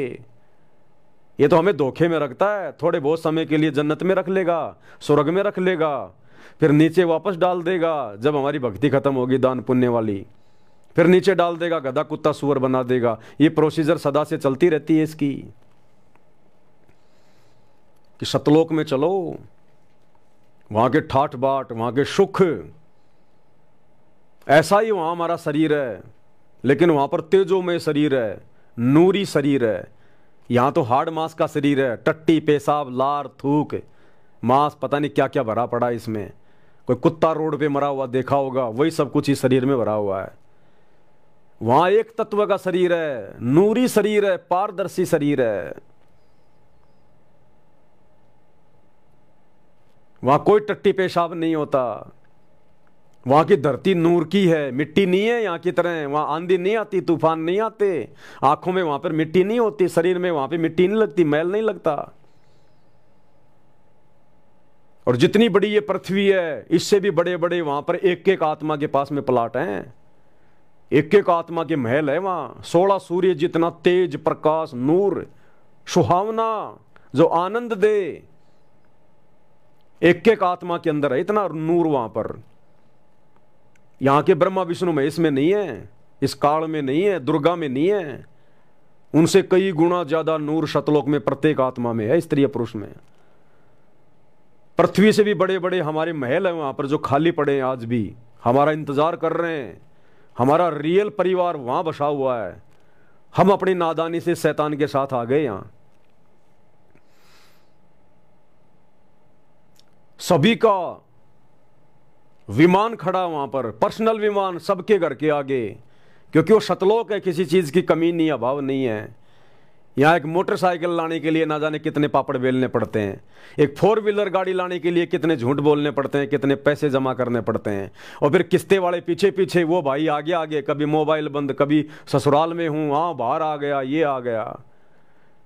और वहां पर्सनल विमान खड़े, पर्सनल विमान, जो विमान ब्रह्मा विष्णु महेश के पास भी नहीं है। इतने ठाठ बात, इतने सुख हैं वहां पर। और कभी मरना नहीं, यहां तो मृत्यु। कब यहां कोई रोग घेर ले, हॉस्पिटल में सड़ना पड़े, वहां कोई रोग नहीं, कोई दुख नहीं, कोई मृत्यु नहीं, सदा सदा का जीवन, अखंड जीवन, अविनाशी शरीर, किसी चीज का भाव नहीं, कोई काम धंधा नहीं करना पड़ता। यहाँ तो सुबह निकलो, सारा दिन काम धंधा पीटो, रात को 12 बजे उसी सोच में पड़े रहो, कल ये करना है, परसों ये करना है, इसको लेना है, उसका देना है। वहां कुछ नहीं, ना लेना ना देना। अपने बाप सच्चे अल्लाह, कबीर भगवान, सतगुरु रामपाल जी के भंडार से खाएंगे वहां। जिस प्रकार किसी सेठ का, किसी धनी का छोटा बच्चा, 8-10 साल का बच्चा, उसको कोई चिंता नहीं होती खाने पीने कमाने की, कोई टेंशन नहीं होती, अपने बाप की गाड़ियों में घूमता है, ऐश करता है। ऐसे ही सतलोक में हम सब अपने परमपिता परमेश्वर, कबीर अल्लाह, सतगुरु रामपाल जी भगवान की पनाह में, उन्हीं के आशीर्वाद से, उसी के भंडार से सब कुछ खाएंगे, सब कुछ मिलेगा। यहां तो वो टेस्ट भी नहीं है।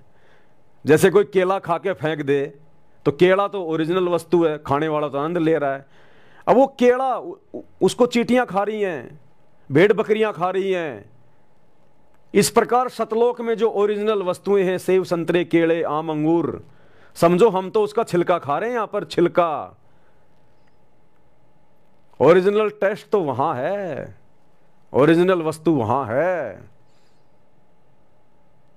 तो वहां ले जाने के लिए सतगुरु आए हुए हैं। इसलिए भाई और बहनों, कोई विशेष परमेश्वर की, अल्लाह की प्यारी आत्मा होगी जो सतगुरु रामपाल जी के प्रवचन सुनेगी और समझ के अपना आत्म कल्याण करवाएगी। ये धर्म और जातियों की इस शैतान ने जो बेड़ियां डाल दी हैं कि अगर मैंने संत रामपाल जी के ज्ञान को समझ के नाम ले लिया तो मेरा मुसलमान समाज क्या कहेगा, हिंदू समाज क्या कहेगा, हैं तू तो हिंदू बन गया। अरे भैया, कल को जब मरेगा, मरना तो है ही, कल को जब मरेगा और मरने के बाद यही गधा कुत्ता सुअर बन के गलियों में गोबर खाएगा, तब ये तेरा समाज तेरे क्या रक्षा करेगा। जिस समाज की लोक लाज को मान के, शर्मा शर्मी को मान के, जिस समाज का खोप मान के आज तू अपना आत्म कल्याण करवाने से पीछे हट रहा है, सच्चा खुदा धरती पे आया हुआ है, उसकी सच्ची इबादत करने से पीछे हट रहा है, और कल को बिना भक्ति के, बिना इबादत के गधा कुत्ता सुअर बन के घूमेगा, तब ये तेरा मुसलमान समाज, तेरा हिंदू समाज, तब तेरा कहां ये तेरा मददगार होगा, फिर क्या करेगा। इसलिए भैया परमात्मा कहते हैं लोक लाज ना कीजिए। अगर मार्ग समझ में आ गया, ज्ञान समझ में आ गया, भक्ति समझ में आ गई, तो कहते हैं लोक लाज ना कीजिए। फिर चाहे रिश्तेदार हो, चाहे समाज हो, चाहे धर्म हो, चाहे जाति हो, तोड़ दो उन बेड़ियों को। लोक लाज ना कीजिए, निर्भय हो रहिए, और जो मन चावे राम को, उस असली अल्लाह को तो दासा तन धरिए। प्यार प्रेम के साथ में अपनी भक्ति करो, फिर वो अल्लाह साथ हो जाएगा, सतगुरु रामपाल जी भगवान। वो समाज कुछ नहीं कर पाएगा, कुछ भी। वरना फिर अल्लाह की जरूरत क्या, फिर भक्ति की जरूरत क्या, फिर अपने हाथों पे रखेगा वो सच्चा मुर्शीद बाखबर सतगुरु रामपाल जी। वो है बड़ा भगवान, रहम दिल अल्लाह, सच्चा इबादई कबीरा। ये है वो अल्लाह जो तुम कहते हो दिखाई नहीं देता, धरती पे नहीं आता। 8 सितंबर 1951 से धरती पे पैर गाड़ रखे हैं, और हर धर्म के मुल्ला मौलवियों ने, हर धर्म के ठेकेदारों ने उनके पैर उखाड़ने की लाख कोशिश कर ली। 2006 में करोथा कांड, 2014 में बरवाला कांड, बाढ़ भी बांका नहीं कर पा रहे, और उनका मार्ग, उनका पंथ निरंतर आगे बढ़ रहा है। और आने दो समय 2028 के आसपास का, पूरी दुनिया में, पूरे विश्व में केवल एक ही धर्म रहेगा, सतगुरु रामपाल जी का मानव धर्म। ये इंसानियत ही धर्म रहेगा, एक ही ज्ञान रहेगा पूरी दुनिया में, सतगुरु रामपाल जी का तत्व ज्ञान। और ये बाकी जितने भी धर्मों की जो पुस्तकें हैं ना, ये तौरात, जबूर, इंजिल, हदीसें, कुरान शरीफ, कुरान मजीद, चारों वेद, गीता, कुरान, पुराण, बाइबल, इनको लोग बोरियों में बांध बांध के मकान के किसी एक कोने में इनको रख देंगे कि कुछ नहीं है। भ्रमित करने वाली चीजें हैं ये। इनमें कंप्लीट अल्लाह की कंप्लीट जानकारी नहीं है, केवल शैतान तक जानने का मार्ग है इन पुस्तकों में। हर धर्म की हर पुस्तकों में केवल शैतान तक, चारों वेदों में केवल शैतान तक का ज्ञान, काल तक का ज्ञान है। जानकारी जरूर है उस अल्लाह की, लेकिन अल्लाह तक पहुंचने का मार्ग नहीं है। काल ने कह दिया भैया किसी तत्वदर्शी संत की खोज कर ले आगे के ज्ञान के लिए। उधर कुरान शरीफ आयत सूरत फुरकानी 25-52 से 59 में हजरत मोहम्मद को कह दिया उस शैतान ने कि किसी बाखबर से जा पूछ, मेरे बस की बात नहीं है। तो एक ही झंडा होगा, एक ही झंडे का मतलब सतगुरु रामपाल जी की ही संप्रभुता होगी पूरे विश्व पर। इन्हीं के आदेश से, इन्हीं के नियम से, इन्हीं की देख रेख में पूरा विश्व संचालित होगा। एकमात्र इन्हीं का तत्व ज्ञान होगा, एकमात्र यही परमेश्वर, यही अल्लाह रह जाएगा पूरे विश्व में, सतगुरु रामपाल जी। जो अच्छी आत्मा होंगी, हिंदू, मुस्लिम, सिख, ईसाई, इनके चरणों में आ जाएंगी। अन्यथा 2028 युग परिवर्तन, कट कट के मरेंगे, कट कट के। भविष्य मालिका में कह रखा है पूरे विश्व की जनसंख्या जो आज 8 अरब से ऊपर है, मात्र 64 करोड़ रह जाएगी। ये 4-5 साल के अंदर अंदर घास की तरह कटेंगे लोग, घास की तरह। देख रहे हो ना आज दुनिया की क्या हालत हो रही है। तीसरे विश्व युद्ध के मुहाने पे दुनिया खड़ी है, बारूद के ढेर पे दुनिया बैठी है। घमासान मचेगा। उस समय फिर मजबूरी में आओगे, नाक रगड़ रगड़ के आओगे, नहीं आओगे तो बेमौत मारे जाओगे। आपस में कट कट के मरोगे। ये शैतान मरवाएगा, ये काल मरवाएगा, इसका तो काम ही है। इसको रोजाना 1 लाख खाने पड़ते हैं। क्यों मर रहे हैं? किसी का बेटा मर रहा है, किसी की बेटी मर रही है, किसी का रिश्तेदार मर रहा है, कोई एक्सीडेंट में मर रहा है। क्यों मर रहे भाई? क्या जरूरी है इनको मरना? लेकिन इस शैतान को रोजाना 1 लाख खाने पड़ते हैं। ये नहीं देखता ये मुसलमान है, हिंदू है, सिख है, ईसाई है। इसको तो अपने भोजन से मतलब है। जिस प्रकार कोई कसाई होता है, वो जब बाड़े में जाता है और बाड़े में जाकर वो देखता है कि किस भेड़ में, किस बकरे में ज्यादा मांस है, पकड़ पकड़ के देखता है, और जिसको काटना होता है उसका पकड़ के कान ले जाता है। चाहे किसी का बेटा हो, चाहे किसी की बेटी, चाहे किसी की माँ, चाहे किसी का बाप, वो नहीं देखता, उसको तो काटने से मतलब है। तो ये शैतान, ये कसाई, ये डुप्लीकेट अल्लाह, इसको तो केवल रोजाना 1 लाख खाने पड़ते हैं। श्राप लगा हुआ है। सृष्टि रचना पढ़ लो, सतगुरु रामपाल जी के मुख कमल से पता चलेगा। तो भाई और बहनों, मौका है अभी, परमात्मा धरती पे प्रकट है। बाद में ये मौका नहीं मिलेगा, रह जाएंगे हम। तो भाई और बहनों, आज की वीडियो में हम केवल इतना ही लेंगे, क्योंकि अपनी भक्ति सबसे पहले है। ये परमात्मा का ज्ञान प्रचार करना, ये सब ठीक है, भगत का और दूसरा कोई काम नहीं होता। अपना रोजी रोटी, परमात्मा की भक्ति और मालिक का प्रचार।